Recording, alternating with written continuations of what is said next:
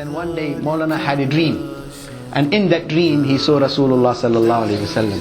And in that fikr, worry about the iman of the people at large, Maulana had a dream and he beheld the Prophet sallallahu alaihi wasallam, and the Prophet sallallahu alaihi wasallam said to him, "O Qasim, build an institution here."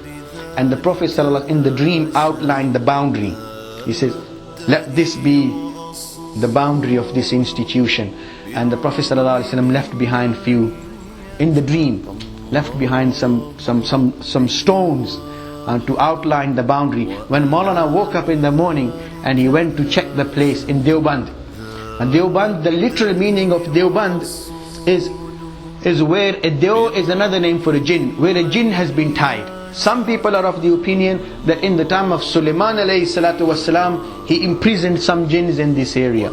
Other people have said that it means Deo is from Devi. Devi is like Hindu gods.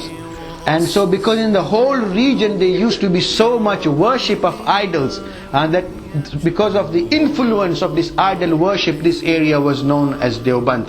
But many centuries earlier, many people from Arabia, descendants of Hazrat Usman radiallahu anhu, descendants of Hazrat Abu Bakr, descendants of Hazrat Ali radiallahu ta'ala anhu, similarly, they had come and settled in this area which is known as Doaba, which is the region around Deoband, Thana Bhawan, Saharanpur, and in this area, Nanota, they had come and settled here. So they were descendants of Sahaba for many generations, for many centuries.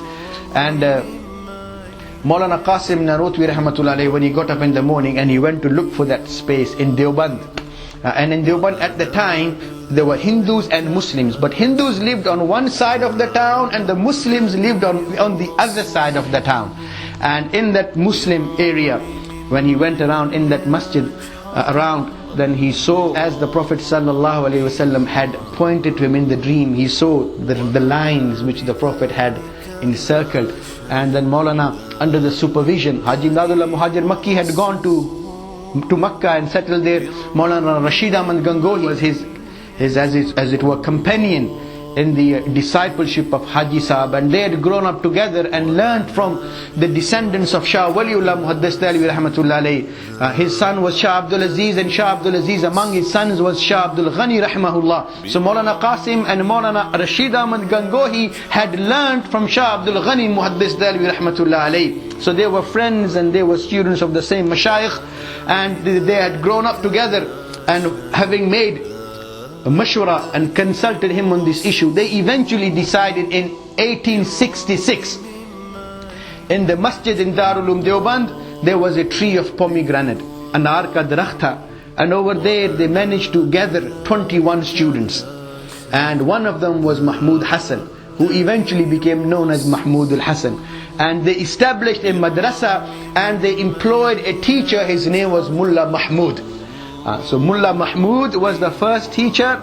Maulana Qasim Nanotwi rahmatullah alayhi was its founder.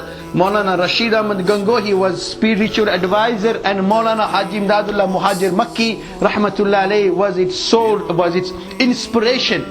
And it started with 21 students under the supervision of Maulana Qasim Sahab, in the teaching of Mullah Mahmud rahmatullah alayhi. They started with 21 students, and by the end of the year, when the fame spread that Maulana Qasim Nanotwi rahmatullah alayhi, he was already famous for his part in the rebellion. He was one of the commanders, so people generally knew him. So mashallah, people gathered from all over, from afar as Afghanistan and Sindh and Bengal, from all over India at the time. And India wasn't a country, it's known as subcontinent. It's a continent in its own way. From far around people came, and in 1866 they established Darul Uloom in Deoband. 2 months later, another friend of Maulana Rashid Ahmad Gangohi was Maulana Ahmad Ali Saharanpuri rahmatullah alayhi. They established another madrasa in Saharanpur, which became known as Mazahirul Uloom. And hence they started teaching, and Allahu Akbar, and with Allah's fazl and mercy, Darul Uloom never looked back.